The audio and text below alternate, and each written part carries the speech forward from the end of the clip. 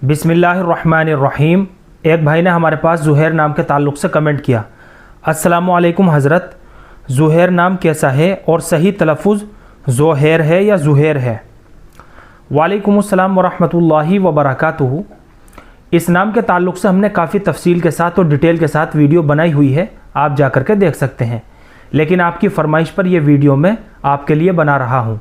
ज़ुहैर ज़ा के तलफ़ुज़ के साथ सबसे पहले ज़ा है और ज़ा के ऊपर पेश है, उसके बाद छोटा हा है, उसके बाद या है और आखिर में रा है। ज़ुहैर ये इसका सही तलफ़ुज़ है। ज़ुहैर बहुत प्यारा नाम है, बहुत खूबसूरत नाम है और बहुत मुबारक नाम है। और मुतअद्दिद सहाबा इकराम भी ऐसे गुज़रे हैं जिनका नाम भी ज़ुहैर था, यानी बहुत सारे सहाबा इकराम ऐसे गुज़रे हैं जिनका भी ज़ुहैर नाम था। तो ये एक सहाबी रसूल का नाम है, लिहाजा बच्चे का नाम रखने के लिए सिर्फ इतनी निस्बत और बरकत ही काफ़ी है। ज़ुहैर ये ज़हरुन की तस्गीर है, जिसके माना आते हैं छोटा सा फूल या छोटी सी कली।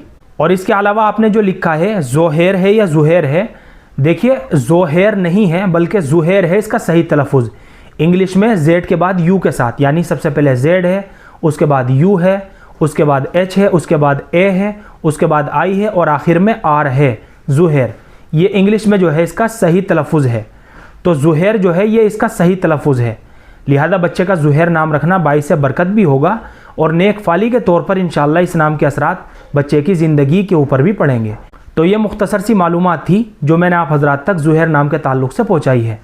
फ़क़त वल्लाहु आलम।